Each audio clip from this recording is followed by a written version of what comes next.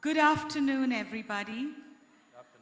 Good afternoon. I'm going to ask you to please find your seat or any seat and sit down. We are about to begin. Welcome to this afternoon's plenary session, which is entitled Identifying and Embracing Values Shared by the World's Major Religions and Civilizations. There has been a slight change of plan due to a pressing engagement. The Minister of Religious Affairs has to go first, and therefore he will present first, and our keynote speaker, Professor Marianne Glendon, will present after him. So if you could all sit down, I will begin. The Honorable Yakut Jolil Kumas is the Republic of Indonesia's Minister of Religious Affairs. He is also former chairman of Gerakan Pemuda Ansor, the world's largest young adults organization, and a primary vehicle for the grassroots mobilization of Nahdlatul Ulama's tens of millions of followers. All Ansor members belong to Barisan Ansor Serabang Guna Nahdlatul Ulama, or Banser, an active militia force. During his tenure as chairman, 2015 to 2020, the Honorable Minister gained renown as a guardian of Indonesia's unique brand of inclusive, multi-religious, and multi-ethnic nationalism. Minister Kumas is also co-founder of Humanitarian Islam and the Center for Shared Civilizational Values, which serves as the R20 Permanent Secretariat. I welcome you, sir.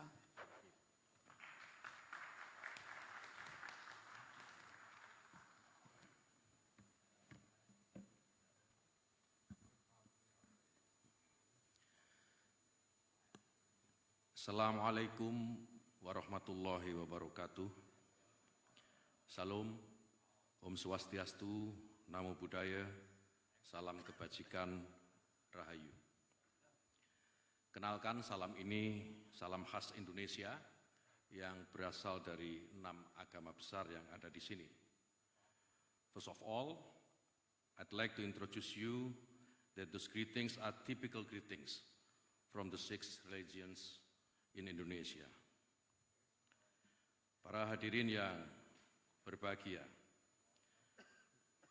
saya ingin membuka pidato saya dengan sebuah metafora yang dikemukakan oleh seorang pemikir sosial, Zygmunt Bauman, pada tahun 1996.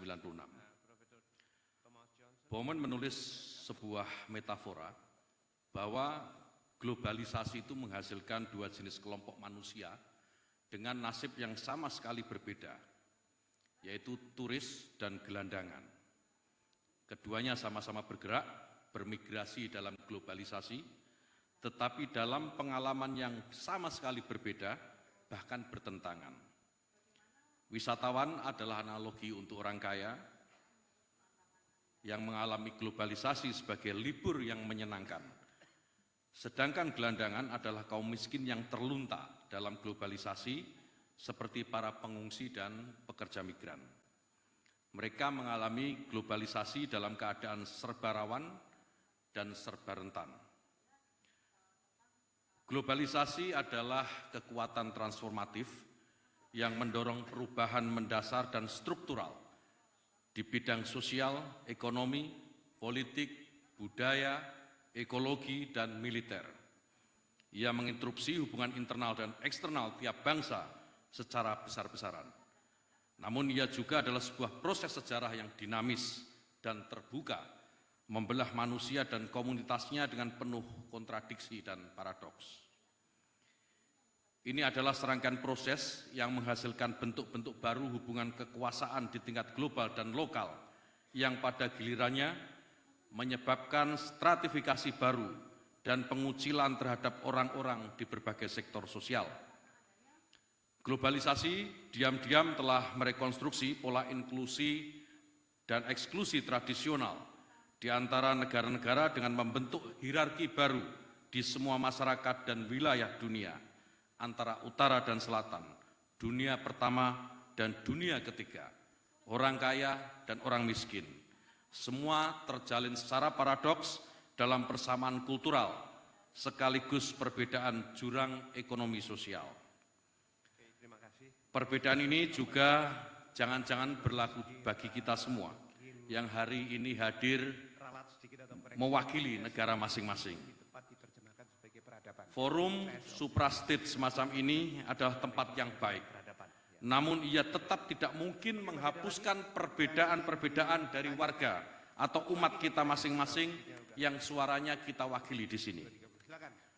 Politik global mengubah fondasi tatanan lokal, tatanan nasional, regional, dan dunia. Salah satunya adalah homogenisasi budaya. Homogenisasi dalam kebudayaan bisa berarti eksterminasi dan kekerasan simbolik.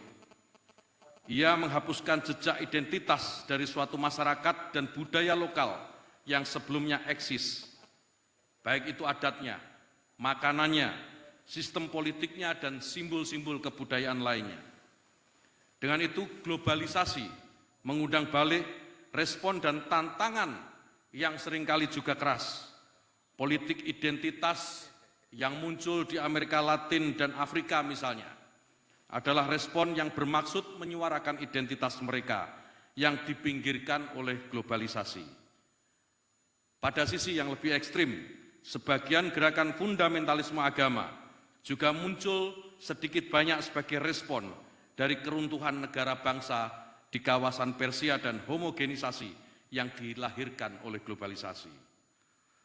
Proses global yang intensif ini tidak hanya menggeser warga dari peta tradisional geopolitik dunia, tetapi juga menghancurkan sentralitas yang telah diduduki oleh negara. Ia menunjukkan bahwa penyesuaian yang signifikan dengan persyaratan politik yang baru diperlukan untuk menopang hidup negara bangsa agar tetap relevan. Inilah globalisasi dalam kisah yang pertama. Hadirin yang saya hormati, apa yang saya sajikan dalam kisah pertama globalisasi adalah globalisasi yang paradoksal. Ia mengintegrasikan kita dalam kultur global, tapi sekaligus dengan itu ia justru membelah dan membangun stratifikasi baru yang mengakibatkan banyak kaum miskin di berbagai negara yang ekonominya lemah makin menderita. Globalisasi dalam kisah ini boleh diibaratkan selaksa gelombang pasang yang memporak-porandakan identitas dan pendirian-pendirian dasar, bukan hanya bagi negara bangsa, tetapi juga bagi kemanusiaan universal serta religiusitas. Namun untungnya bagi kita cerita tidak sampai di sini. Sejak setidaknya tahun 2020, dunia mengalami globalisasi dalam rupa yang sama sekali berbeda. Globalisasi sebagai bencana, duka cita, sekaligus solidaritas. Ini adalah paradoks lain dari kisah globalisasi yang kedua, yaitu globalisasi pandemik. Hadirin yang saya muliakan, dengan cara yang belum pernah terjadi sebelumnya, COVID-19 bukan hanya telah mengkonfirmasi ulang, mengkonfigurasi ulang struktur transnasional, mobilitas, dan koneksi yang telah menjadi dasar bagi globalisasi pasca Perang Dingin. Pandemik secara mondial menghadapkan setiap orang di belahan dunia manapun dengan latar belakang kelas sosial apapun, agama dan bangsa yang berbeda-beda untuk berhadapan dengan bela sungkawa universal. Di dalam pandemik, baik turis maupun gelandangan sama-sama menghadapi risiko yang dihadapkan dengan keganasan virus yang mematikan. Dalam 3 tahun yang serba ganas, globalisasi ini mengalirkan pandemik sebagai pengalaman bersama, duka cita dari kematian yang sunyi, ruang-ruang isolasi.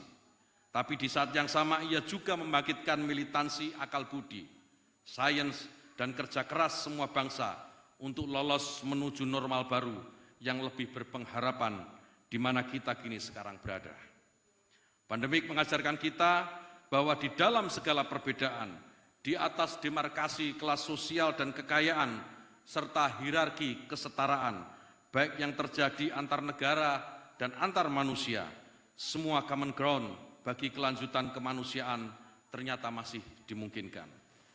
Di sini kita menemukan bahwa ternyata ada yang lebih solid dan krusial dari sekedar ekonomi, politik, atau batas dan teritori. Saya ingin meminjam perumpamaan dari seorang pemikir filsafat. Etika zaman pandemik ini dapat dirumuskan dalam satu kalimat pendek yang dipetik dari metafor Kristianitas, noli me tangere, yang artinya jangan pegang aku. Jangan pegang aku apabila kau mengasihi aku. Disinilah jarak dipertahankan, justru dalam rangka memelihara keakraban sosial dan solidaritas. Pandemi memaksa orang untuk mengambil tindakan etis di mana keselamatan diri hanya bisa dipertahankan melalui keselamatan orang lain. Dengan itu, wabah yang mengerikan menghadirkan kegentaran tapi sekaligus menumbuhkan atmosfer etik mondial. Hadirin yang terhormat, globalisasi pandemik mengajarkan kita betapa berharga dan pentingnya sains dan ilmu kedokteran bersama-sama dengan kekuatan solidaritas dan kesukarelaan antar manusia. Sains menuntun kita keluar dari bencana, namun etika, solidaritas, dan kemanusiaan yang memelihara dan memperkuat pikiran dan kesehatan jiwa manusia selama dalam bencana. Dengan kata lain, bagi kita orang yang beriman, pandemik ini menghadirkan kengerian yang mencengangkan. Ia menakutkan, namun ia saat yang sama juga menunjukkan sisi-sisi kemuliaan manusia yang menandakan adanya cakrawala kebaikan yang transenden itu. Di titik inilah kita meyakini bahwa solidaritas manusia akan lebih merekah dan tumbuh apabila ia diatur oleh keserasian antara akal budi dan nilai-nilai yang baik, solidaritas, kebersamaan, dan kemanusiaan yang universal. Indonesia adalah bangsa yang tumbuh oleh tempaan sejarah, melintasi prahara demi prahara, termasuk prahara COVID-19. Mulai dari sejarah kolonialisme, pergerakan politik, otoritarianisme Orde Baru, dan kini demokrasi. Demokrasi telah memberikan Indonesia jalan terbaik bagi rakyat untuk berpartisipasi mempertahankan hak-hak dan kewajiban konstitusionalnya. Namun lebih dari itu, Indonesia juga adalah negara Pancasila, sebagaimana topik yang diberikan kepada saya. Sejarah Pancasila adalah sejarah nilai-nilai dan prinsip keutamaan. Tanggal 1 Juni 1945, di depan sidang Dokuritsu Zunbi Soyakai, yang dalam bahasa Indonesia diterjemahkan menjadi Badan untuk Menyelidiki Usaha-usaha Persiapan Kemerdekaan atau disingkat BPUPK, Soekarno membacakan pemandangan umum mengenai bentuk negara Indonesia. Dalam pidatonya, Soekarno merumuskan 5 prinsip sebagai dasar dari Statsire Indonesia, yaitu yang pertama, kebangsaan Indonesia, kedua, internasionalisme atau peri kemanusiaan, ketiga, mufakat atau demokrasi, keempat, kesejahteraan sosial, dan kelima, bertakwa kepada Tuhan Yang Maha Esa. Sejak disahkannya pembukaan dan batang tubuh Undang-Undang Dasar 1945 dalam sidang Panitia Persiapan Kemerdekaan Indonesia tanggal 18 Agustus 1945, Pancasila ditetapkan sebagai dasar negara Republik Indonesia. 5 prinsip yang diajukan Soekarno itu sebagai dasar negara diubah dengan urutan sebagai berikut. Yang pertama, ketuhanan Yang Maha Esa. Kedua, kemanusiaan yang adil dan beradab. Ketiga, persatuan Indonesia. Keempat, kerakyatan yang dipimpin oleh hikmat kebijaksanaan dalam permusyawaratan perwakilan. Kelima, keadilan sosial bagi seluruh rakyat Indonesia. Ini adalah jalan damai dari keinginan sekaligus kebesaran hati kelompok Islam sebagai mayoritas dengan merelakan 7 kata yang sebelumnya menyertai sila ketuhanan yang Maha Esa untuk dihapus. 7 kata itu dengan kewajiban menjalankan syariat Islam bagi pemeluk-pemeluknya. Pilihan ini juga disebut sebagai upaya menyelamatkan Indonesia untuk tidak menjadi negara sekuler sebagaimana kekhawatiran kelompok nasionalis pada waktu itu. Pada momen itu dapat juga dilihat bagaimana Soekarno menempatkan dasar negara sekaligus sebagai sebuah filsafat dan ideologi. Dengan itu, Pancasila ditetapkan paling tidak untuk memenuhi 2 fungsi, yaitu yang pertama sebagai simbol mengukuhkan pendirian negara republik yang merdeka. Di sini Pancasila berfungsi praktis dalam arti ia sengaja dipilih untuk menjamin suatu kesatuan dan integrasi politik yang bernama Republik Indonesia. Dengan itu, Pancasila diposisikan sebagai visi bersama bagi pencapaian tujuan negara bangsa yang diperjuangkan oleh Pancasila. Yang kedua, Pancasila juga dikukuhkan sebagai wawasan politik atau dasar negara. Ini nampak dari konstruksi Soekarno yang secara eksplisit mengkomparasikan Pancasila secara setara dengan filsafat dan ideologi-ideologi lain seperti Marxisme, liberalisme, dan Sanminjui. Namun demikian, lepas dari retorika Soekarno, Pancasila bukanlah suatu ideologi politik partikular yang tertutup dan sistematis total sebagaimana Marxisme maupun liberalisme. Soekarno sendiri lebih menekankan fungsi implisit Pancasila sebagai sign of unity untuk Republik yang merdeka. Dalam rumusan lain, Profesor Muhammad Hatta, Wakil Presiden pertama Republik Indonesia, sekaligus proklamator bersama Soekarno, mengatakan bahwa Pancasila mengandung 2 fundamen, yaitu fundamen moral, sila pertama dan kedua, dan fundamen politik, sila ketiga, keempat, dan kelima. Dengan itu, apabila kita tafsirkan dalam kerangka politik kewargaan, negara Pancasila dapat dipahami sebagai negara yang mendorong rakyatnya hidup berdasarkan prinsip-prinsip moral, berketuhanan dan berkemanusiaan, dan prinsip-prinsip politik menjaga persatuan, berdemokrasi, dan menjunjung keadilan sosial. Saya berkeyakinan bahwa prinsip-prinsip Pancasila bersifat by default dalam alam pikiran dan perilaku orang Indonesia. Ia menyediakan sarana retrospektif yang dibutuhkan terutama di saat orang Indonesia secara kolektif menghadapi persoalan-persoalan besar yang dihadirkan oleh sejarah dan zamannya. Dari segi ini saya berpandangan bahwa sejauh ia hidup dalam perilaku kewargaan, maka Pancasila akan lebih tumbuh justru melalui mekanisme implisitnya, bukan melalui mekanisme eksplisit yang serba verbal. Pengalaman Indonesia di bawah Orde Baru menunjukkan bahwa eksploitasi Pancasila yang berlebih-lebihan hanya membuat ia jauh dari hati sanubari rakyat. Sebaliknya, dorongan yang lebih nyata kepada solidaritas, kemanusiaan, rasa persatuan justru mendorong Pancasila merekah dalam tindakan. Pengalaman pandemi di Indonesia membuktikan ini secara gamblang. Tanpa partisipasi sukarela rakyat, tanpa solidaritas dan rasa persatuan, tanpa kemanusiaan dan kehendak untuk adil, rasanya sulit Indonesia bisa mengatasi krisis demi krisis serta globalisasi pandemi dengan baik. Hadirin yang saya hormati, akhirnya sebagai penutup, dengan menguraikan Pancasila dalam 2 kisah globalisasi itu, saya hanya ingin menekankan bahwa hal-hal material memang bisa menopang kemajuan, namun harapan-harapan terbaik umat manusia pada akhirnya hanya bisa dijamin dalam prinsip-prinsip bersama yang kokoh serta universal.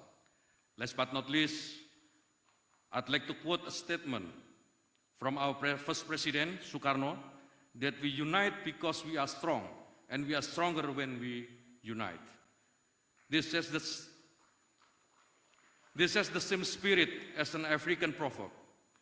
If we want to walk fast, we walk alone. If we want to walk far, let's walk together.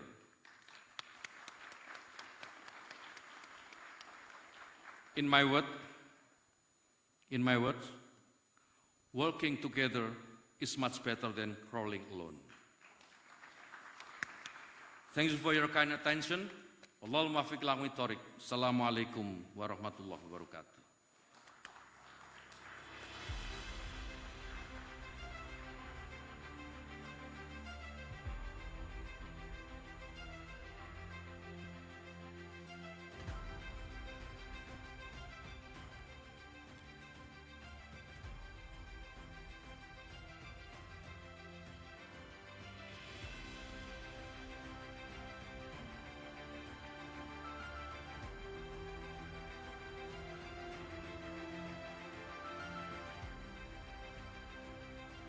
Thank you very much, Minister for Religious Affairs, for taking the time out of your busy schedule to address us.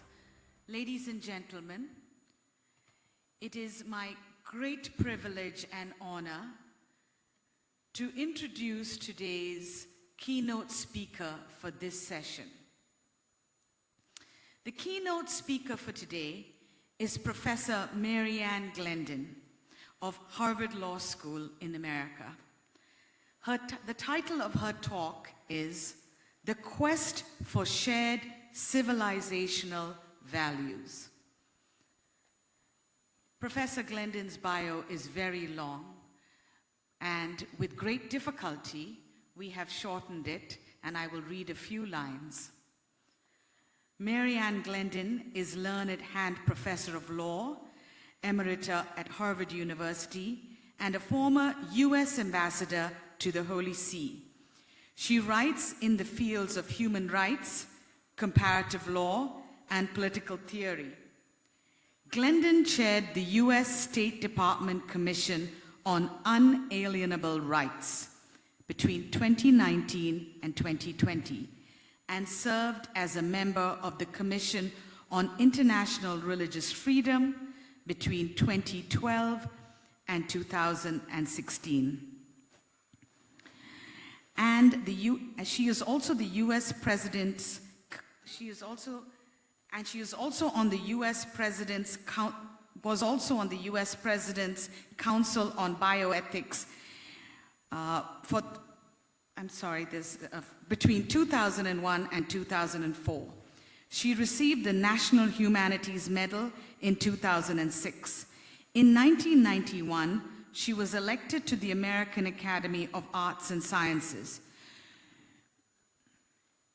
She was president of the Pontifical Academy of Social Sciences from 2003 to 2013, and a member of the Board of Supervisors of the Institute of Religious Works, also known as the Vatican Bank, from 2013 to 2018.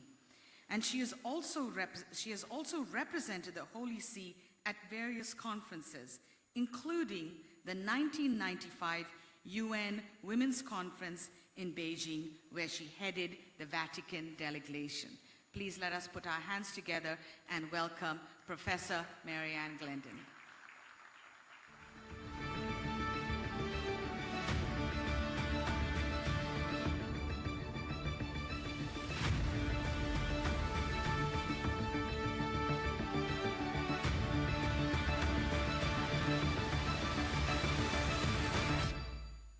Good afternoon, everyone, and thank you for that very kind introduction. When you get to be an old person, you have a long biography.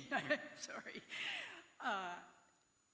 I have to begin by expressing great appreciation to the co-sponsors of this conference, Kai Haji Yahya Cholil Shakuf and Sheikh Mohammed Al Isa, a conference that is first of its kind, and I believe that it's not too soon to say that this is a landmark for the G20 to recognize the role of religion in geopolitical discourse. In fact, someday we might look back on this as a historic event, a kind of turning point that will always be associated with Indonesia and the philosophy of Pancasila. Not surprisingly, like any new idea, the idea of an R20 summit has caused a certain amount of puzzlement in some quarters. And so we hear questions like these. What's religion got to do with the aims of the G20 for global economic stability and sustainable growth? Or how can religion foster stability when it's so often been a divisive element? Or how can we even talk about shared values when there is so much cultural and religious diversity in the world?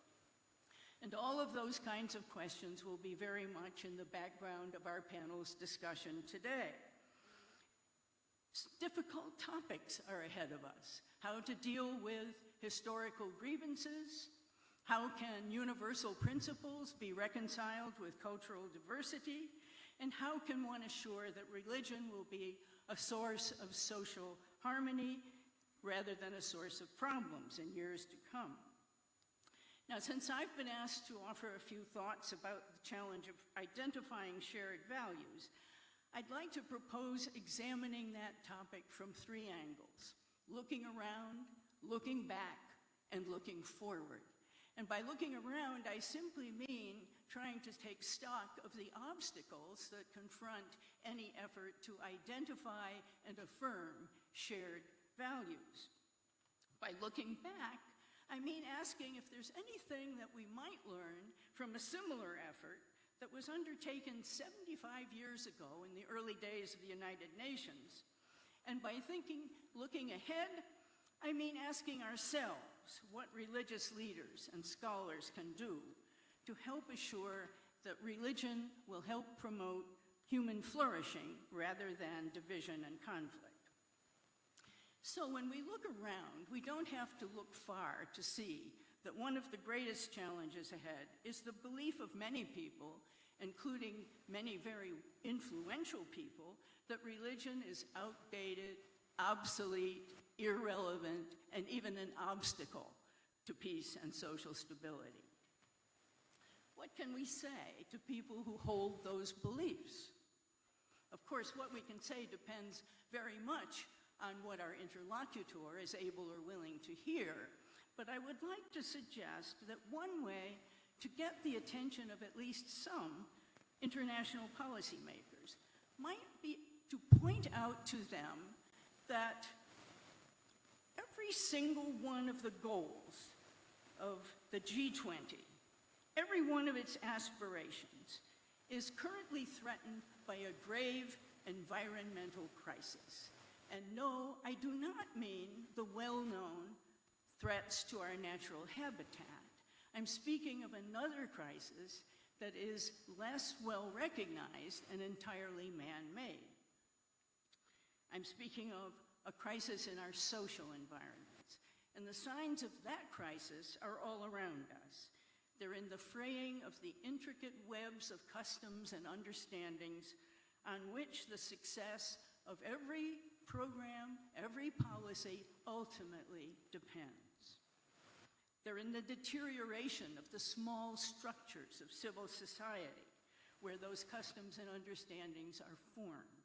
And those small structures, families, schools, religious groups, other kinds of groups, those structures are the seedbeds, the nurseries of the qualities of character and competence that every healthy society requires in its citizens and statespersons.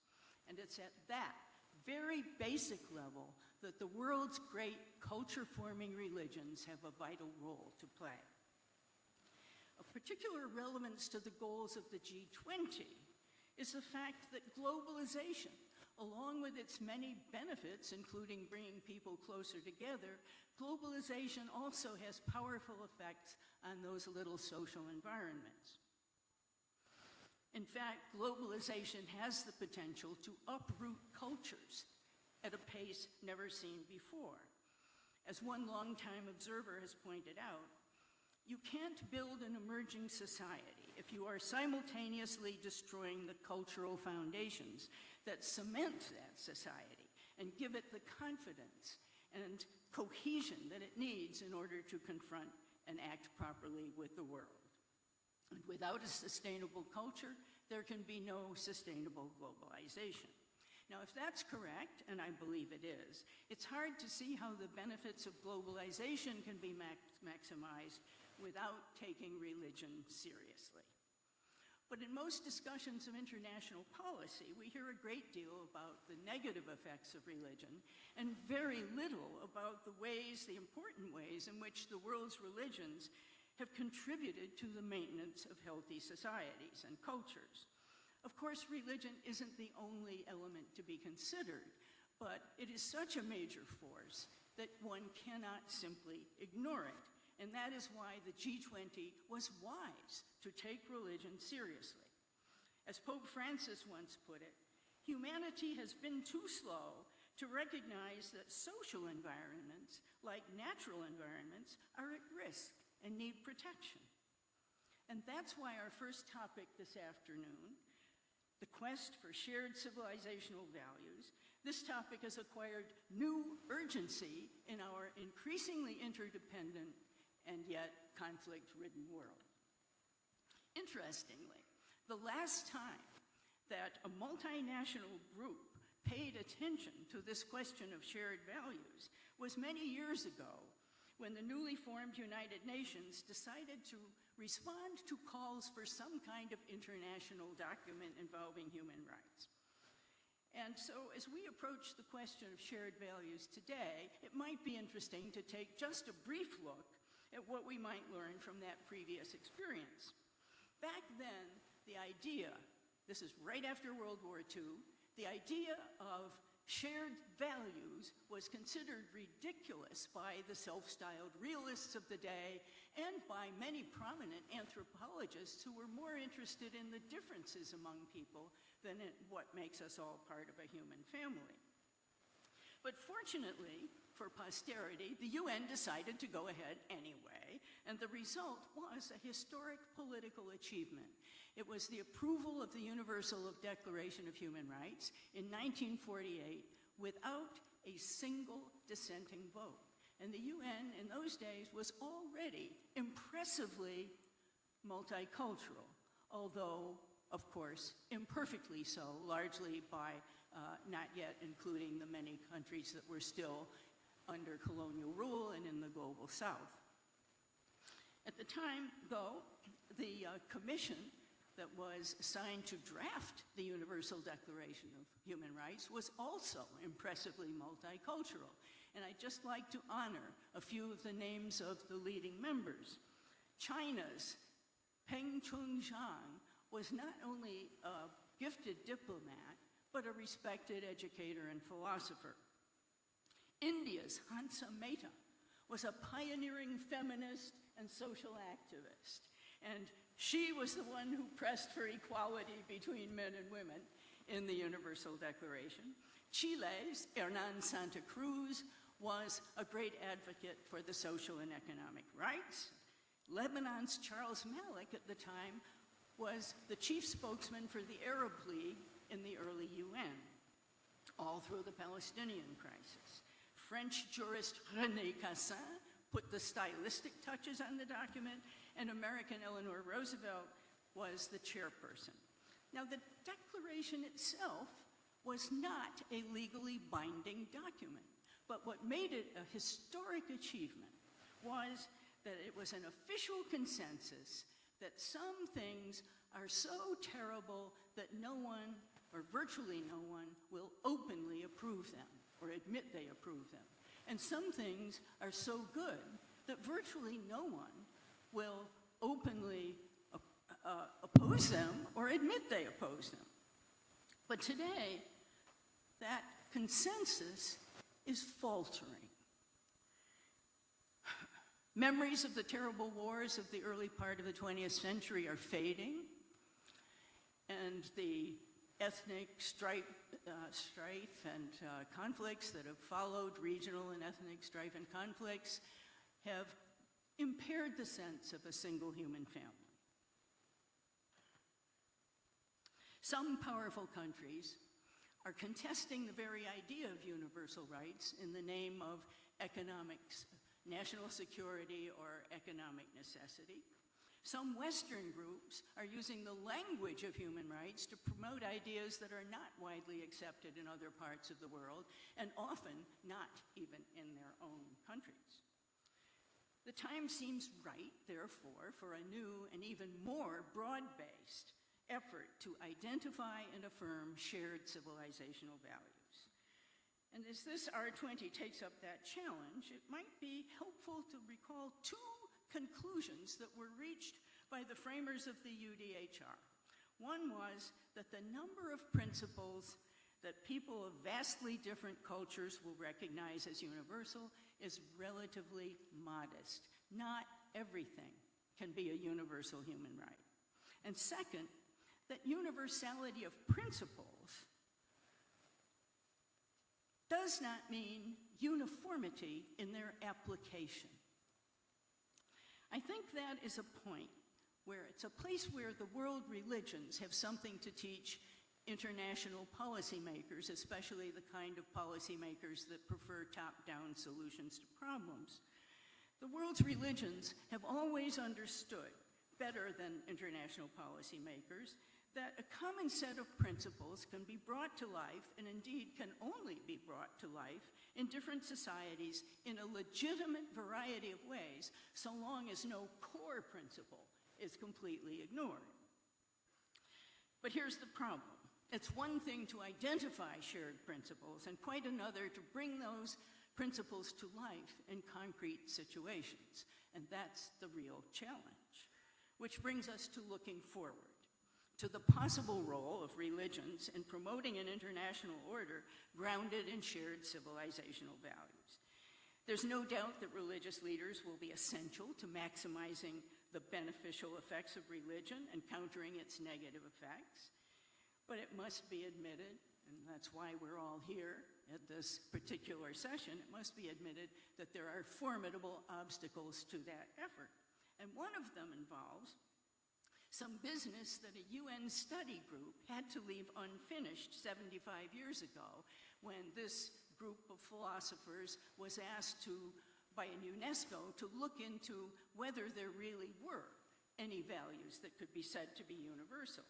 And they solicited the views of religious leaders and political figures around the world, and they reported, yes, there are some practical ideas about decent human conduct that are indeed widely shared. But then they added an important warning.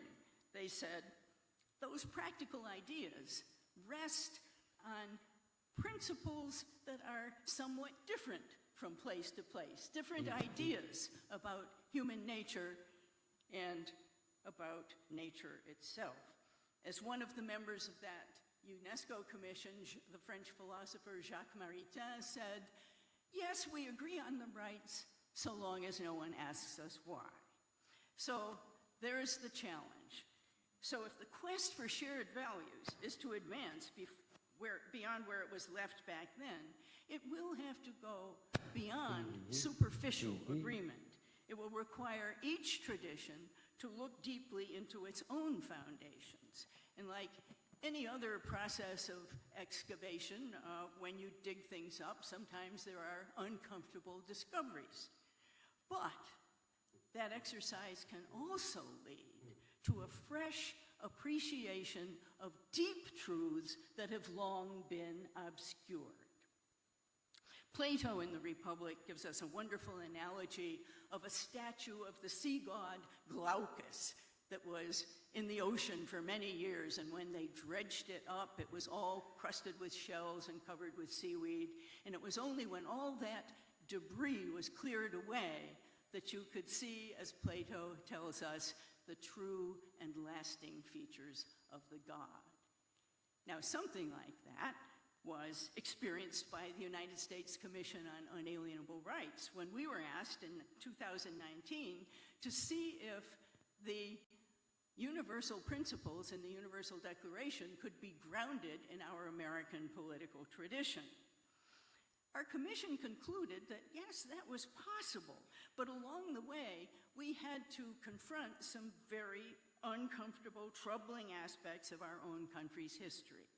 And similarly, in the Roman Catholic religion, as Pakyaya pointed out in his speech, in the Roman Catholic religion, the Second Vatican Council had to confront historic injustices committed in the name of Christianity. Now, as if all those challenges weren't enough, here's another one for religious leaders and scholars. And they will have to educate their followers to reject the use of religion as a pretext for violence. They'll have to reject ideologies that manipulate religion for political purposes. And much will depend on whether secularist leaders can free their followers from prejudice against religion and get them to accept that religious voices have a place in public deliberations. So all in all, I think we must admit that anyone who looks at our program for this R20 meeting would probably say it looks very ambitious. And that means that many people will probably dismiss it as unrealistic, as many dismissed the post-World War II Human Rights Project as unrealistic at that time. Yet, that project proved that ideals are real as earth and water. And it's worth remembering, thank you. It's worth remembering that the men and women who held those ideals were not naive in their idealism. They had lived through 2 world wars, severe economic crises. They had seen human beings at their best as well as at their worst, and they took encouragement from the fact that while human beings are capable of great evils, they are also capable of imagining that there are better ways to live. And they were capable of putting their ideals into declarations and constitutions, and they were capable of orienting their conduct toward the ideals that they themselves had embraced. There's a sculpture outside the UN building in New York City. Perhaps some of you have seen this remarkable sculpture. It captures something of that idealism tempered with realism. It's an enormous sphere of burnished bronze. It's beautiful. It suggests a globe, and oh, there it is. There it is. If you look back there, you'll see it. It's an enormous sphere of burnished bronze. It suggests a globe, but it's cracked, and it's those imperfections cause the passerby to stop and wonder, is it cracked because it's defective? Is it cracked because of some terrible disaster? Or maybe it's cracked like an egg because something else has to emerge? And perhaps all of those things. But when you look into the cracks, you see that another brightly shining sphere is coming along, but that one is cracked too. Yet, there's a tremendous sense of potency, of dynamism, and of emergent possibilities. So I will close with this thought. Years from now, people not yet born will form opinions about our stewardship of the legacy that was handed down to us by men and women who were striving to bring standards of right out of the ashes of terrible wrongs. And someday, people who come after us will pass judgment on whether we enhanced or sustained that fragile inheritance. So let's take heart from the knowledge that this R20 shows that there are still many women and men in the world who are determined to make ideals real again. Thank you.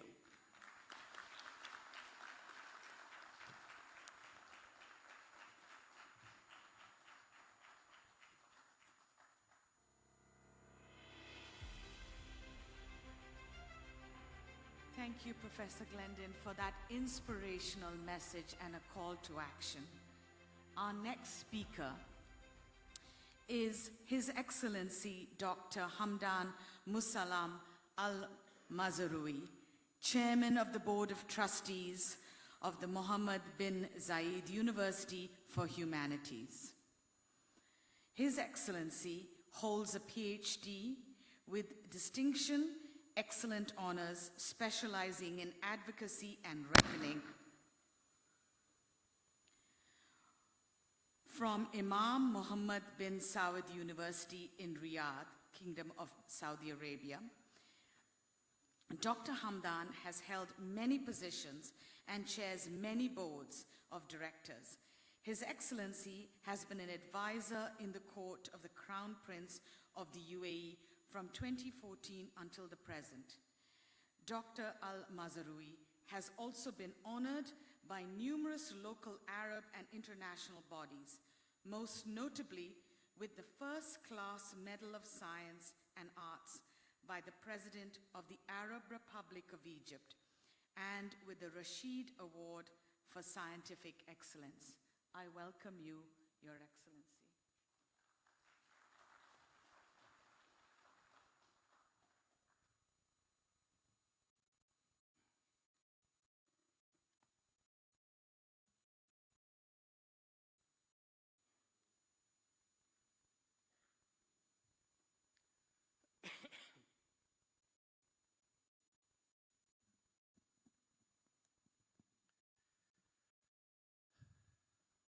بسم الله الرحمن الرحيم.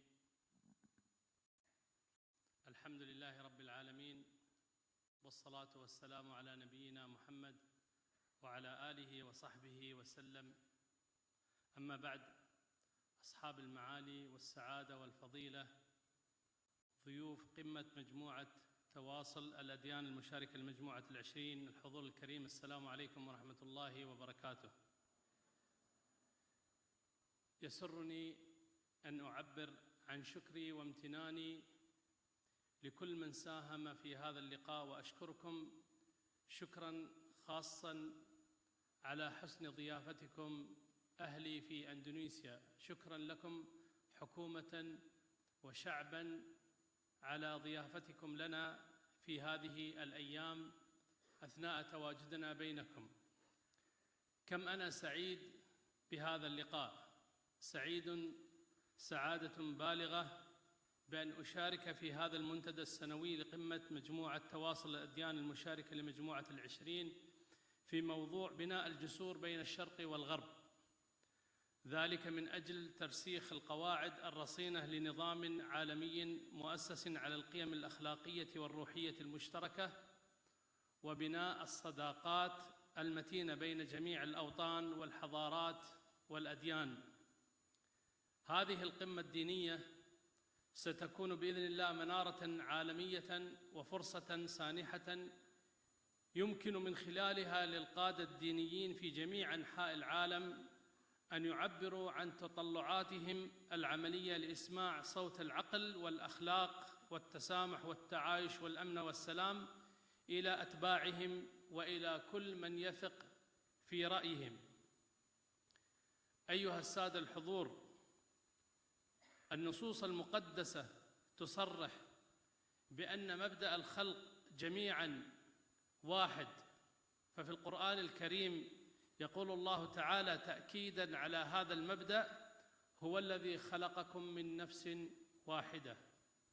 كما جاء في القرآن الكريم في أكثر من آية يخاطب الله تعالى فيها البشر فيناديهم بقوله تعالى: يا بني آدم. والحقائق الكونية تؤكد تأكيداً جازماً للبشر على وحدة الأصل ومكان العيش في هذه الأرض، كما أن العناصر التي تتكون منها الأرض لها خصائص وسمات مختلفة، كذلك جاء اختلاف البشر في الطباع والألوان والثقافة والديانة لحكمة أرادها الله سبحانه وتعالى.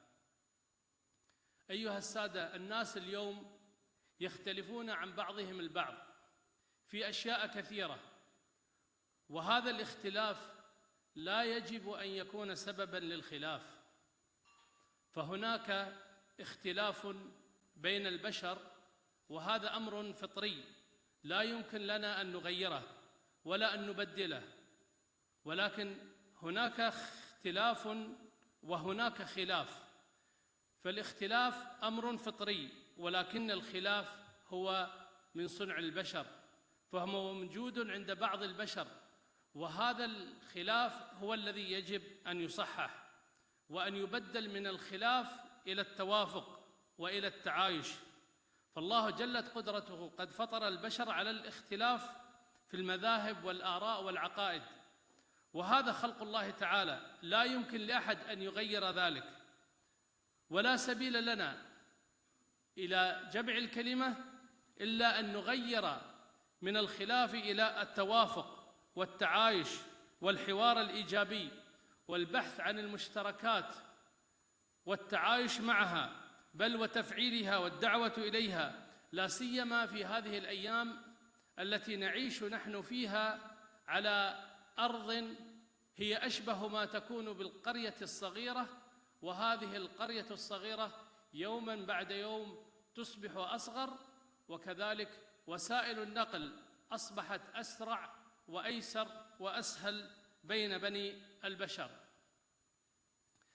إخواني وأخواتي، سمعنا الكثير من المبادرات وحضرنا الكثير من المؤتمرات، ولكن دعوني أن أنتقل بكم من الحديث النظري إلى الواقع العملي، ودعوني أن أتشرف بأن أعرض على حضراتكم نموذجاً عملياً وليس نظرياً من دولة الإمارات العربية المتحدة التي أتشرف بالانتساب إليها والتي أتيت إليكم منها. هذه الدولة تبعث من أرضها إلى العالم جميعاً برسالة التسامح والتعايش، وتعمل بجد وعزم لترسيخ هذه الثقافة باعتبارها قيمة إنسانية رفيعة، بل إن دولة الإمارات جعلت هذا الأمر روحاً لدستورها وقوانينها، وعلامة على حضارتها وأخلاقها وقيمها وعاداتها النبيلة. التسامح في دولة الإمارات العربية المتحدة يمثل قيمة أصيلة وعادات نبيلة، فهذه القيم الفاضلة هي التي نشأت مع نشأة دولة الإمارات العربية المتحدة التي أسسها الوالد المؤسس الشيخ زايد بن سلطان آل نهيان طيب الله ثراه، وسار على هذا الدرب صاحب السمو سيدي صاحب السمو الشيخ محمد بن زايد آل نهيان رئيس الدولة حفظه الله، فهو رجل عظيم ترسخت فيه صفات التسامح والتعايش، وما يزال يجود بقلبه الإنساني وفكره العقلاني بالمبادرات الإنسانية والتشجيع على الحوارات الحضارية التي تعيد رونق احترام الأديان والمعتقدات إلى مكانها الصحيح، حتى غدت دولة الإمارات العربية المتحدة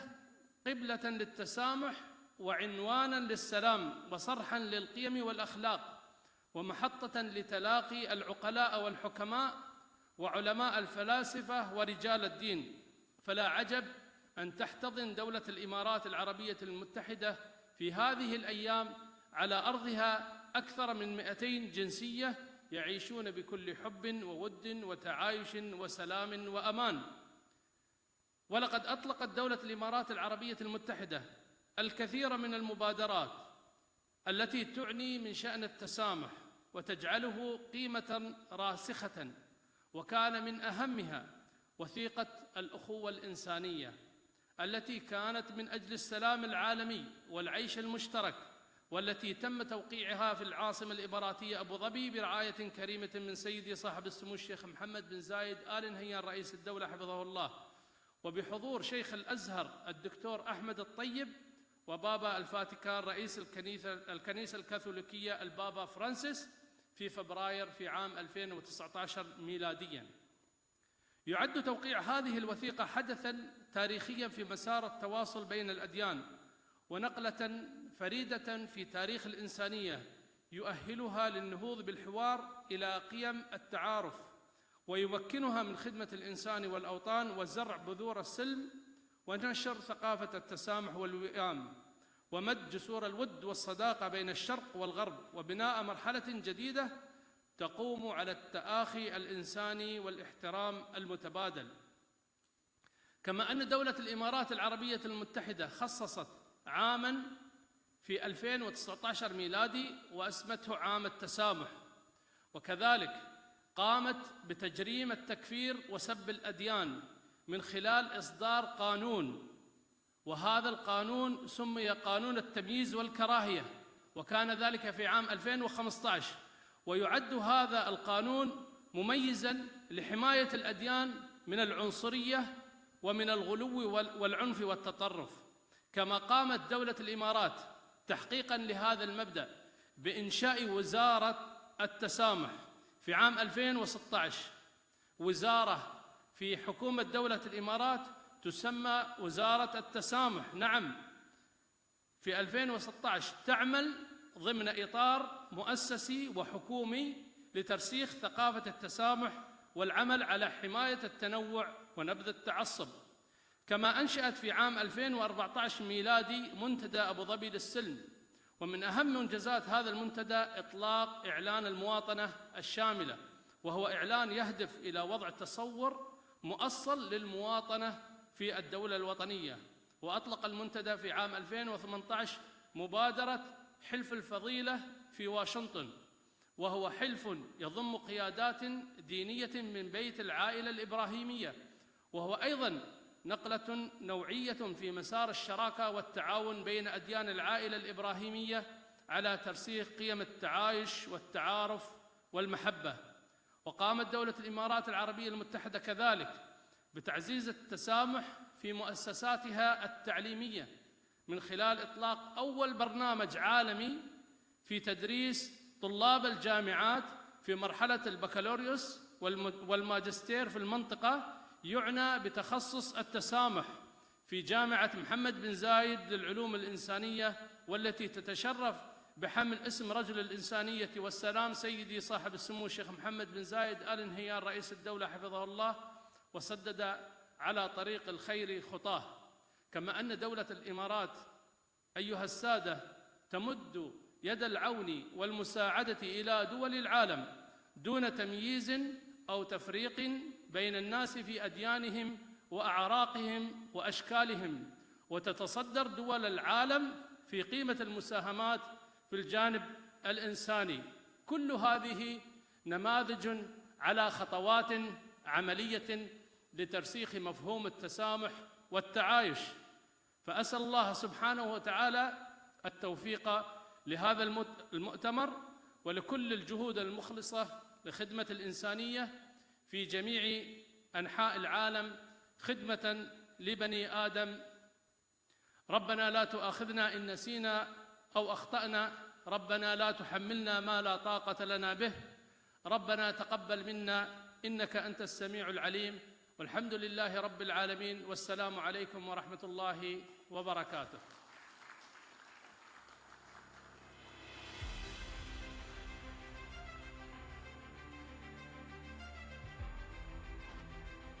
Thank you, Your Excellency, for that wonderful talk. The next speaker on this panel is His Excellency Andres Pastrana. His Excellency Andres Pastrana is the President of the Centrist Democrat International. He was also the former President of the Republic of Colombia.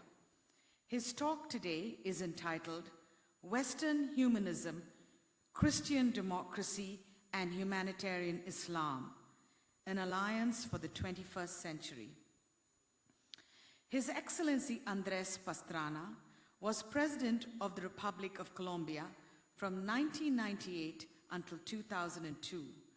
During his presidency, Mr. Pastrana made important steps in negotiations with FARC and ELN, terrorist groups. His administration also proposed and oversaw the implementation of the Plan Colombia and package and an anti-narcoticized strategy. But he was a man of many accomplishments and achievements before becoming president. Mr. Pastrana graduated as a lawyer from the University of Rosario in Bogota. He was a fellow at the Harvard University Center for International Affairs. He was twice awarded with the King of Spain's Award for Journalism. Currently, His Excellency, Mr. Pastrana, is president, as I said, of the Centrist Democratic International, which is the world's largest network of political parties. Welcome, Your Excellency.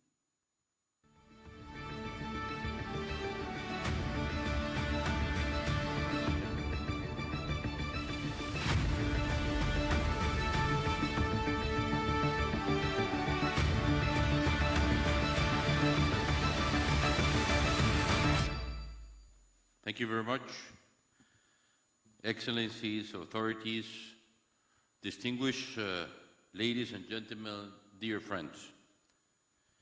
Let me start my intervention by expressing on behalf of the Centrist Democrat International, the world's largest network of political parties which I have the honor to lead, our gratitude to the co-host of the G20 Religion Forum, the R20, Nalatul Ulama and the Muslim World League, for their kind invitation to participate in this significant event with our presence here today. We want to acknowledge the importance of the R20 Forum to promote the world's political and economic structure which share moral principle and spiritual values.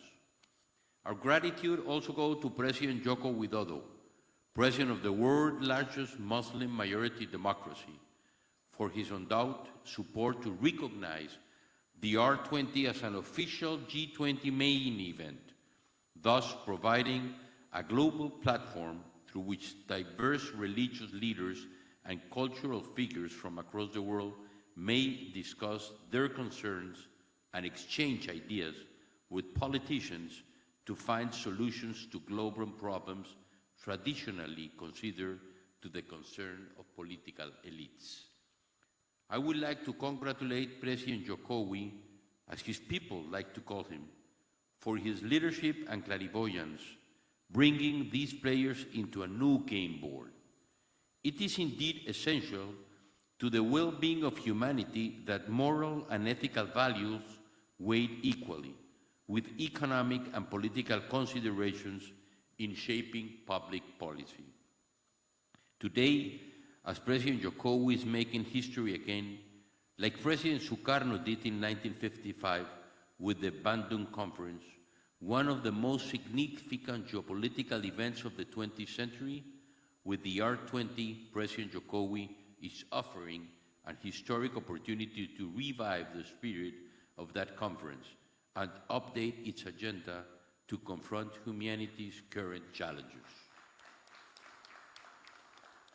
And today, under his leadership, Indonesia is also making history again by hosting the R20 like it did before with the Bandung Conference.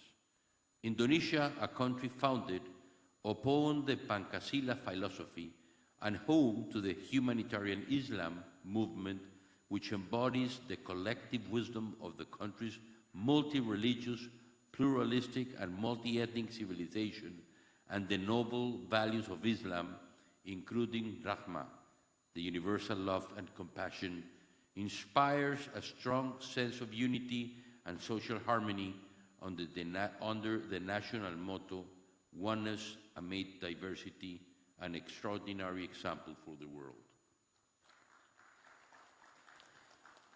And talking about history, please allow me to share a little piece of it with you.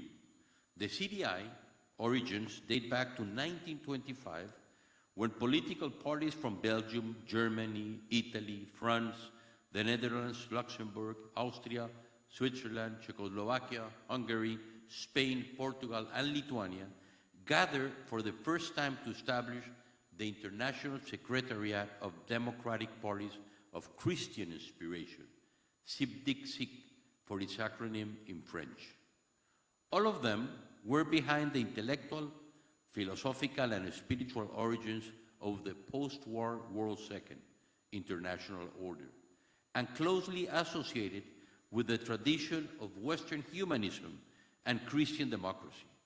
All of them share fundamental principles inspired by humanism, the dignity of people, personal freedoms, and human rights as later defined in the Universal Declaration of Human Rights of 1948.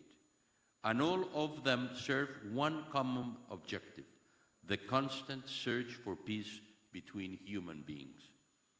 The International Secretariat evolved to the Christian Democrat International, and later on to the current Centrist Democrat International, due to an increasing membership of non-Christian parties which share the same principles and values regardless of their religion's affiliation.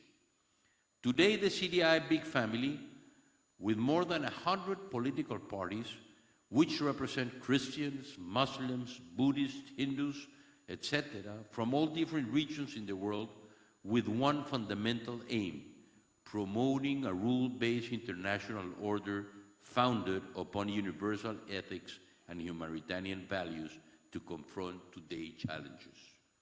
And it is precisely here where we intervene with the ultimate goal of the R20, as stated by our good friend Pakyaya, founding chairman of the G20 Religion Forum and general chairman of Nahdlatul Ulama. We hope to facilitate the merge of global movement in which people of goodwill of every faith and nation will help bring the world's geopolitical and economic power structure into alignment with the highest moral and spiritual values for the sake of all humanity. The characteristic nature of the R20 as an unprecedented summit of high-level religious and political leaders will help address the current global challenges with a broader perspective, ensuring that religion can be a genuine and dynamic source of solutions rather than problems in the 21st century. And that comes at the time when we're still trying to deal with the terrible effects of the worst pandemic of our societies have known in modern times. For that reason, Indonesia G20 presidency chose the theme "Recover Together, Recover Stronger" in an effort to boost our collective ability to create inclusive and sustainable foundation for growth based on three pillars: global health architecture, sustainable energy transition, and digital transition. If you allow me, I would like to add the following: recover better. The quality of our recovery is instrumental to the success of such recovery, and this is the importance of the R20. The R20 can help promote rule-based international order founded upon universal ethics and humanitarian values at a time when see war in the European soil again, with a real possibility to further escalate into a multinational nuclear conflict which will trigger World War III. At a time when autocrats thrive all over the world, fostering the emergence of authoritarian civilizationist states that do not accept the rule-based post-World War II order, which has long served as the framework for international relations, including the greatest expansion of economic well-being in the history of humanity. At a time when narco-states expand their geographic scope and colonize new countries, especially including those under the umbrella of the Foro de Sao Paulo and the Grupo de Puebla in Latin America. At a time when people starve due to food shortages provoked by the wars and droughts, when families cannot pay energy prices, when natural disasters increase their frequency and destructive capacity. As these difficult times, we, political and religious leaders, must humbly admit our responsibility to this and further generations and realize that our actions today will shape the future of our children and grandchildren for good or for bad. In the CDI, we have been tirelessly working towards this goal. As the world's West-centered economic principle shifts towards Eurasia, and geopolitical competition threatens to undermine peace and security throughout this vast landmass, widespread acknowledgement of and adherence to universal ethics and humanitarian values may help ensure that that transition can be navigated more peacefully. CDI and its extensive global network of allies are in a unique position to facilitate this process, for they embrace a common set of human and universal values, rooted in their respective religious and cultural traditions. These kindred traditions, which include but are not limited to Western humanism, Christian democracy, and humanitarian Islam, may serve as the foundation for a 21st century alliance to build a peaceful and prosperous global civilization. For all the above, the Centrist Democrat International invite peoples of goodwill of every faith and nation, as well as political parties and governments worldwide, to join us and the R20 Forum in this alliance to block the weaponization of religion, safeguard human dignity, and foster the emergence of a truly just and harmonious world order, founded upon the equal rights and dignity of every human being. Today, humanity is facing unprecedented threats, such as attacks on life, abortion, euthanasia, attacks on the family, gender ideology, and attacks on morality, relativism, and materialism. Only a joint effort among monotheist religion, ecumenism, such as the proposed by Pope St. John Paul II, will be able to overcome these threats. In spite of threats and difficulties, humanity always finds a way to overcome them, especially when it places its hopes in God, who always responds with overabundance to those who cry out for his divine intervention. Thank you very much.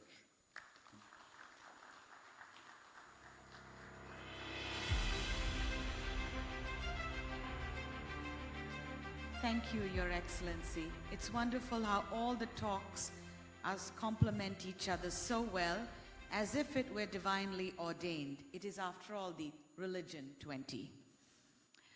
The next speaker is M. Arshad Rashad, PM, who is the chairman of the Indonesian Chamber of Commerce and Industry, or KADIN.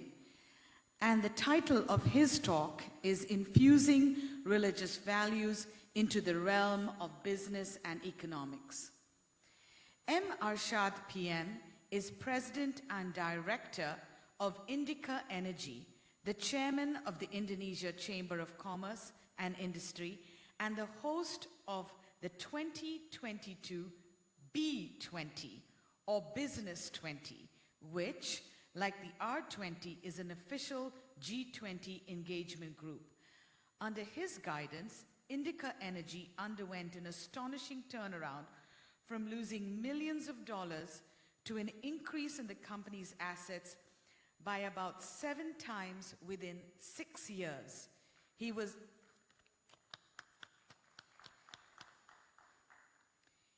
elected as the chair of the Indonesian Chamber of Commerce and Industry for the 2021 until 2026 period. Welcome, sir.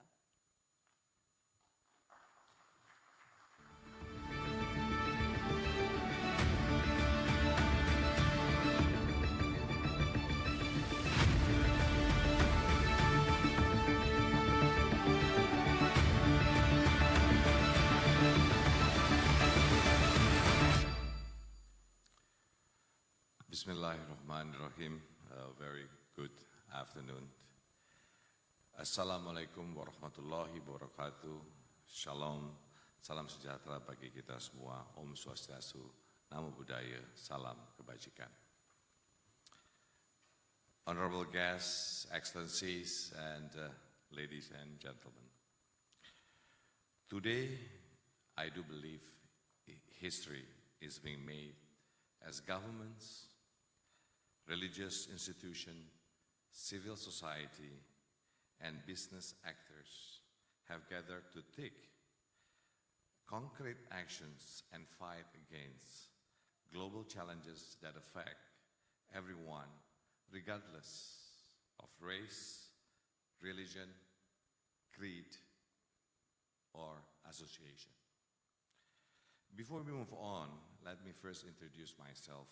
My name is Arshad Rashid, and I'm the chairman of the Indonesian Chamber of Commerce and Industry, the sole organizations mandated by the Indonesian law to represent the business community in Indonesia.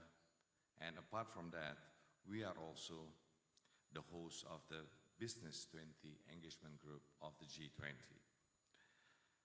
Today, I've been asked to speak on a topic that I really firmly believe in: how religious values are beneficial to spur inclusive economic growth. For religious believers, deep-rooted religious values are what move us, our core, our guiding principles of how we act and behave. It is more important now than ever to rely on and keep our values in check to address current global challenges. It's been 2 years since the pandemic began.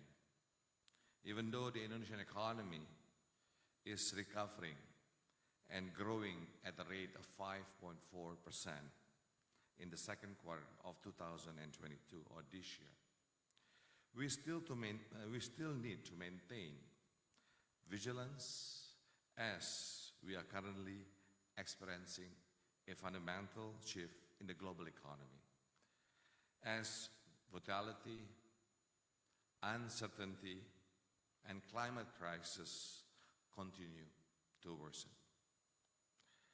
To prepare for these challenges, Indonesia G20 presidency has come up with the 3 priorities issues to address, namely global healthcare architectures, the digital transformation, and also sustainable energy transition. However,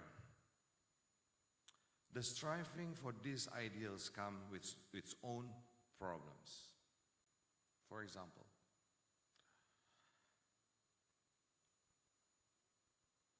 the priority for health architectures strive for strengthen a global health system so the world is ready to face the next pandemic.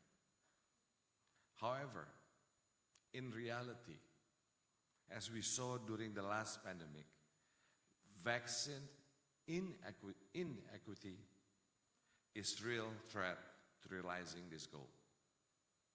The rich had more capital to expedite research, manufacturing, and rolling out of vaccines, while poor economies were lagging and were left to survive on their own. On digital transformation and sustainable energy transition are a double-edged sword. First, it has the ability to empower millions of people through technology, but on the other hand, it will erode the necessities for a lot of jobs that are going to be replaced by machinery and automation. McKinsey latest report states that 30% of the global workers could be displaced by automation by the year 2030. The same goes for energy transition. For those who are currently working for the lucrative, extractive fossil economy, the green transition will render their expertise and skill obsolete due to the green economy.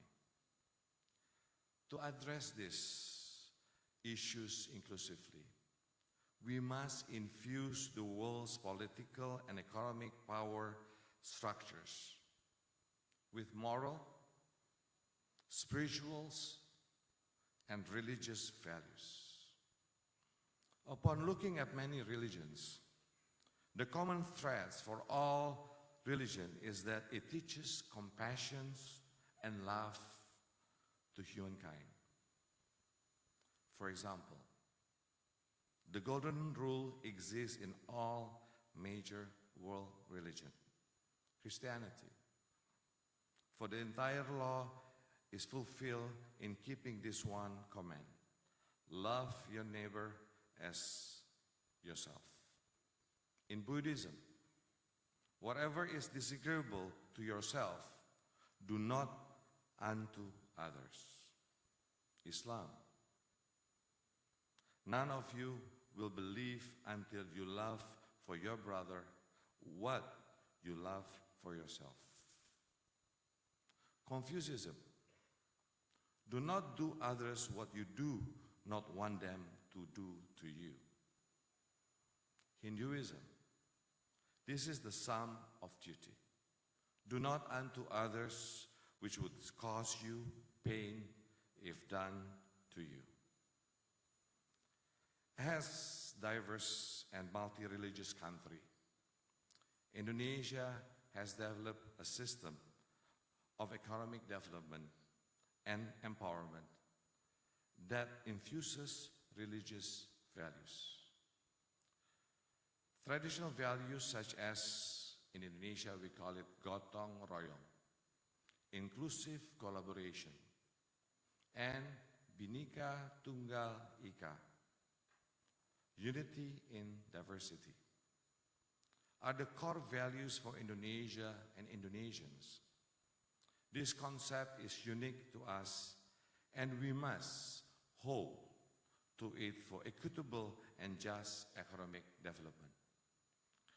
These values should inform our policy making, and solidarity is at the heart of our life experiences. These values enable us to move away from a growth at all costs model to a leave no one behind model of the economy, and this acknowledging the just transition are indispensable tool in this shift. We are united in our affirmation that a move towards a sustainable future cannot be made at the expense of the poor and vulnerable. A just transition is thus about making sure that everyone affected can have their say. No one is left behind by designing policies that do not introduce new hardship and deepen inequalities. To translate it to a global setting, I like to introduce the concept of 5 Ps. Peace, prosperity, people, planet, and partnership. An inclusive development framework. Peace, the prerequisite to any stability. Without peace, any other efforts are futile. Prosperity, this contributes to the realization of peace, putting an end to social and economic disparity, minimizes the chance for conflicts rooted in disparities and inequalities. People's development skills. The autonomy as individuals contribute to life satisfaction, economic development, and prosperity. Planet. Preservation of the planet ensures that longevity and health of the people. Partnership. Inclusive collaboration can expedite the global goal in achieving all the other P's without leaving anyone behind. In this opportunity, I would like to ask this forum to first support and amplify the pressing need for global partnership and international solidarity. As the earth is one, but the world is not. Each country has shortcomings, especially emerging economies that run on limited resources. Efforts undertaken in isolation no longer work in the enormity and expense of the problems involved. Just transition requires a change of mindset in how decisions are made and how actions are taken to recover and rediscover the time-honored common values of humanity, such as solidarity, human dignity, social inclusivity, and economic equity, while striving towards an environmentally sustainable economy. The framework for a just and inclusive economy is there. Now, it is the duty of thought leaders and religious clerics to urge government leaders and their congregation to put it into practice. Now, you might ask the question, how to put all this aspiration into tangible programs? What are the paths forward? First, robust social protection systems, including public health and education, are needed to boost the economic and climate resilience of disadvantaged groups such as women, indigenous groups, migrants, and youth. Second, cross-border capacity building at many different levels. In addition to the expanded access to public education and vocational training, efforts should target institutions from research organizations and think tanks, where research and development should be fomented with sustainability in mind. To government bodies to strengthen the capacity to design, implement, and monitor just transition process or policies. Increase the frequency of North-South dialogues around the topic of global solidarity for a just transition to develop a cooperation framework in addressing the displacement as rich countries transition away from the fossil fuels. So the Global South can respond strategically to the impact of the transition. Financing for the development, the last but not least, which requires commitments from developed countries to support international development and climate financing in emerging economies. Lastly, I would like to say that the world needs more interfaith dialogue platforms, such as this R20. And we have to make this R20 as permanent forum of all G20s in the futures.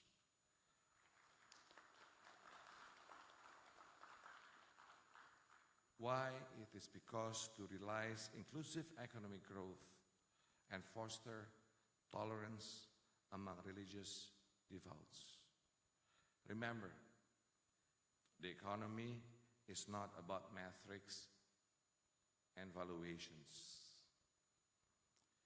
It is about people's prosperity and the planet's continuity while maintaining world peace through forging global solidarity and partnership.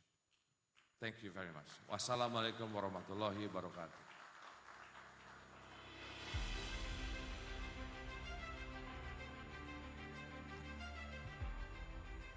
Thank you, Chairman Rashid, for your powerful and practical talk. Our final speaker for this afternoon's panel is Professor Alberto Maloni. Professor Alberto Maloni is the Secretary of the Foundation for Religious Studies and UNESCO Chair on Religious Pluralism and Peace. Professor Maloni, as I said, holds the UNESCO Chair on Religion, Pluralism and Peace, and this is at the University of Bologna. He is also Chair of History of Christianity at Unimore in Italy.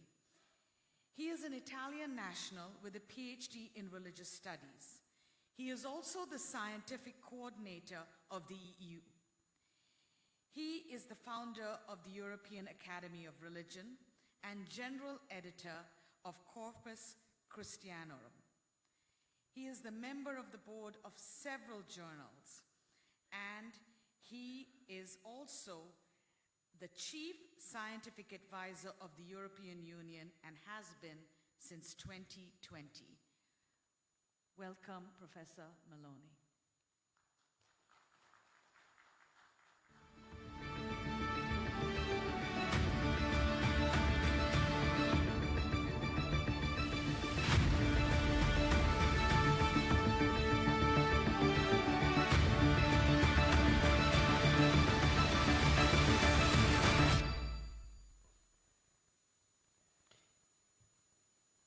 Thank you very much. Maybe I will. Okay. Di qua. Bene. Buonasera, grazie. Thank you very much to all of you. Thank you to the government of Indonesia for hosting this R20. Last year from Bologna, we had the handover with Pacchiaia of this event. President Mario Draghi, the President of the Italian Presidency, the Patriarch Bartholomew, Professor Prodi, David Sassoli, the late President of the European Parliament, Ronald Lauder, the President of the World Jewish Congress, and 600 authorities made this handover, and you are happy to see that our hope are fulfilled, and if the eye had been moved from the left to the right, becoming from if 20 and R20. I will speak as a historian, and so I will said my argument from this point of view. I'm not a religious leader, I'm not a leader, and if I be religious enough will be decided in the last day, and I hope in the mercy of God for that. Interfaith dialogue is a crucial part of diplomatic, academic, international agendas with different genealogies and different goals. And it has become customary in the past 2 decades at least to use an argument concerning interfaith dialogue. It is an argument that peace is the true use of religion, violence is the abuse of religion. This is a truthful and noble approach, controlled by public and growing consensus, thanks God, and capable to ensure a place to peace in our future.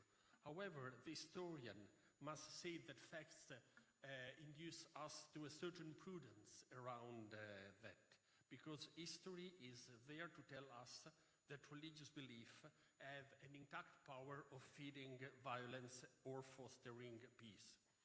Of course, religion is not only the danger that humanity is facing. We know from the past experience that other ideologies has been part of the great danger, but religion are now in a crucial point, in a point that I call a religious climate change.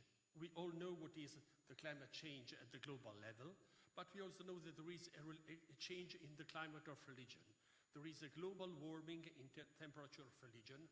The ideology of purity, as President Macron called it in a recent strategic meeting in Rome, is feeding violent people and group, and the cynicism using money to fund religious war here and there in the world is not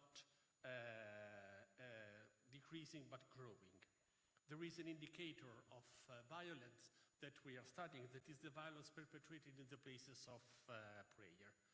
We started in Bologna and Palermo to work on this because there is a point that already impressed me in the Bible. This is Viligelmo in Modena 12:10.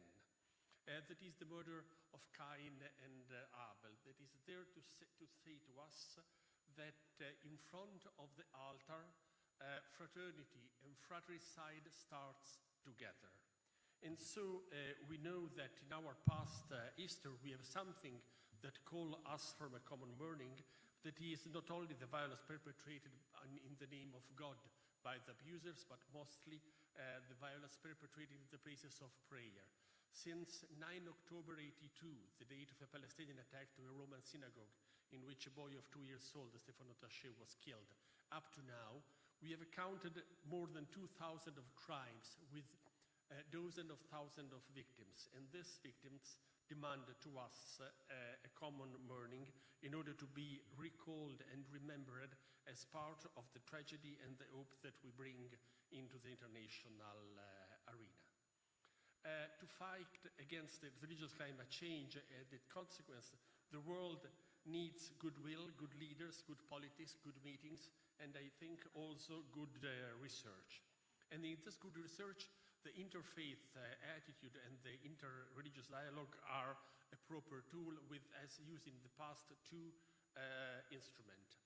One is the idea of seeking what unites as opposed to what divides us.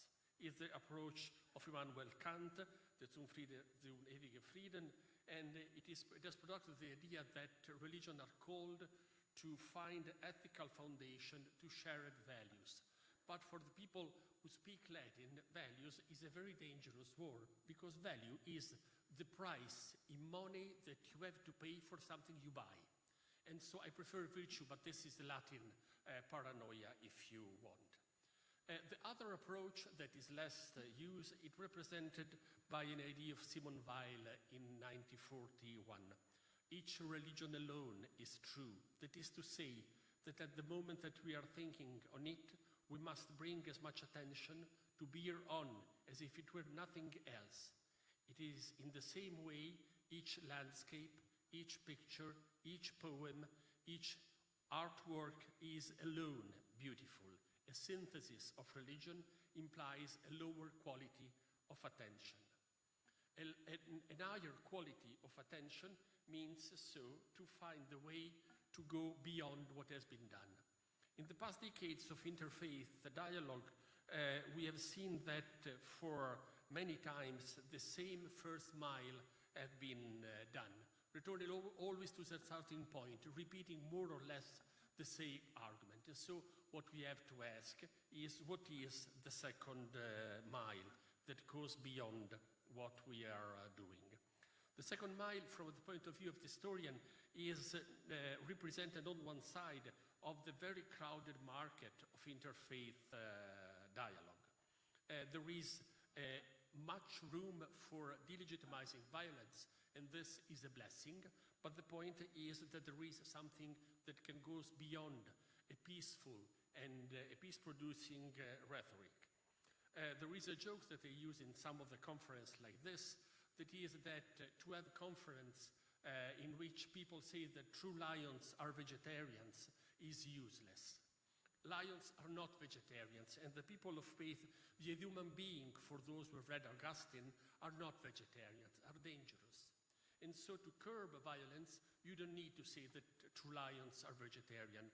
You need to reflect on the theological basis, on a historical basis, on a political basis. So you have to take a responsibility. There is a ceremony in the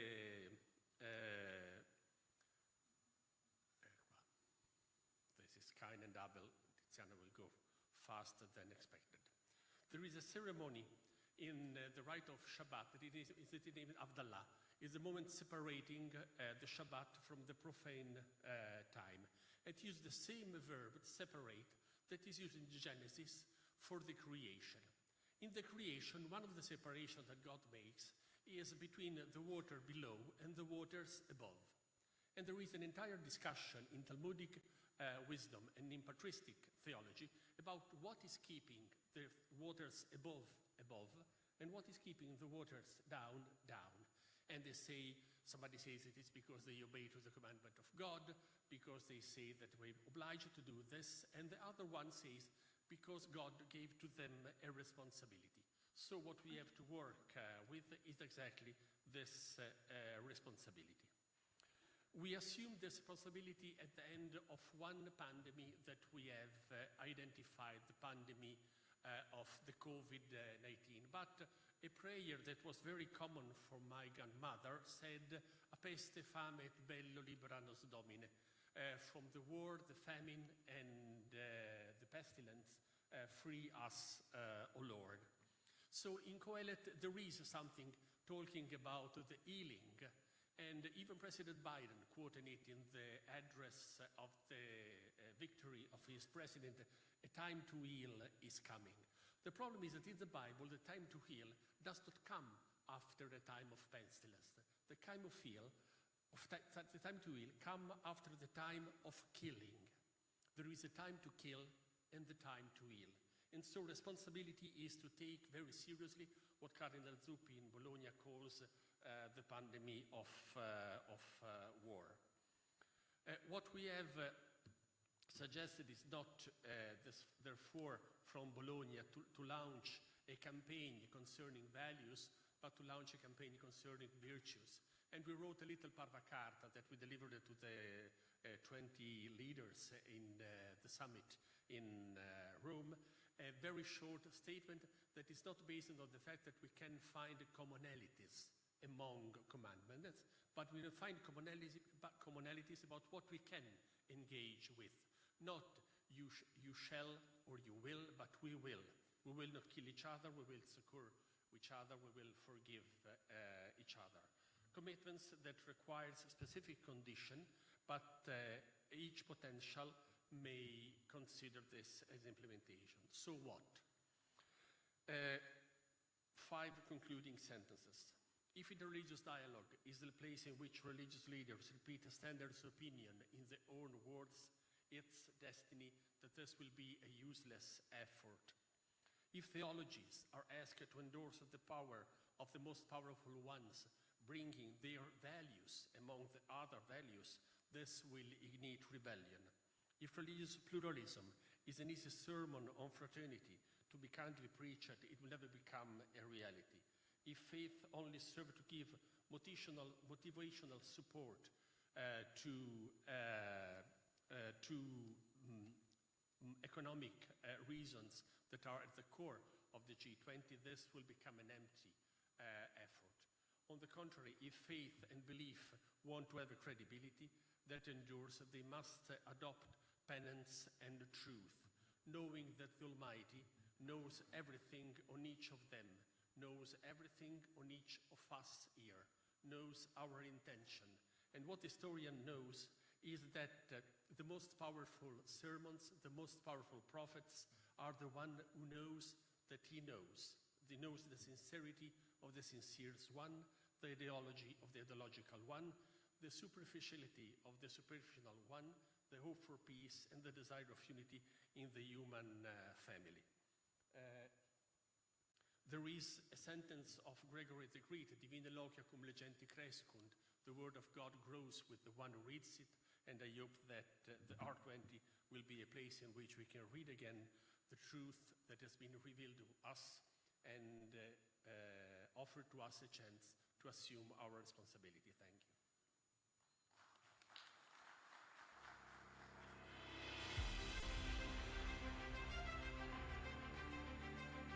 Thank you, Professor Maloney, for that wonderfully profound talk. Ladies and gentlemen, I would like you to join me to thank our panelists here for this excellent afternoon, and I would like to thank you as well for listening.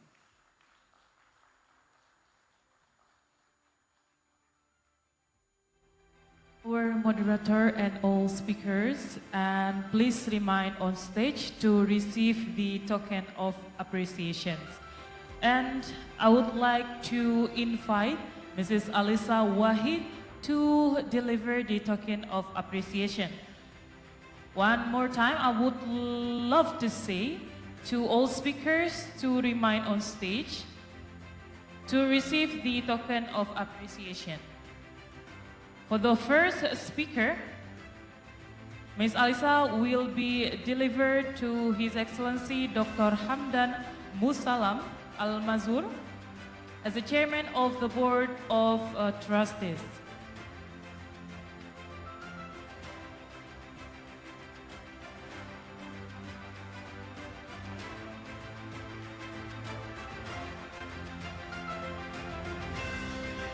Once again, for the first token of appreciation,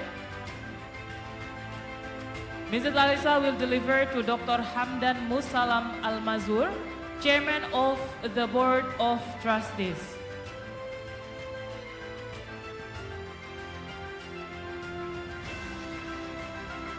All right, Ms. Alisa again, to deliver the token of appreciation to all the speakers, one by one. Ladies and gentlemen, please give a big round of applause to our beloved speakers that already share the thought and also important perspective.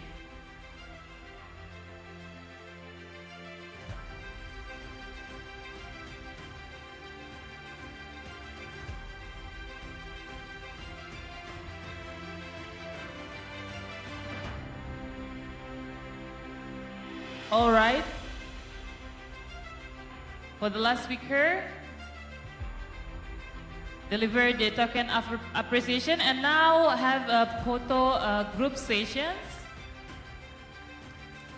Once again, give a big round of applause to our great speakers.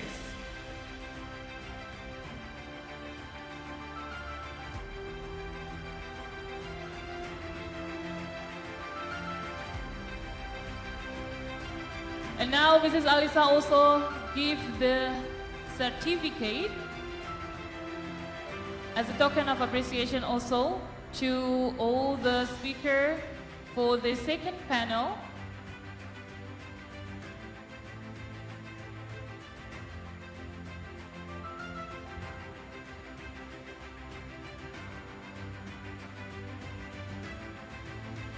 All right, now we have the group sessions, photo group sessions. All the photographer to capture the beautiful moment and give a big round of applause to all our speakers. Thank you very much, and ladies and gentlemen, all the speakers, now you may return to your seat.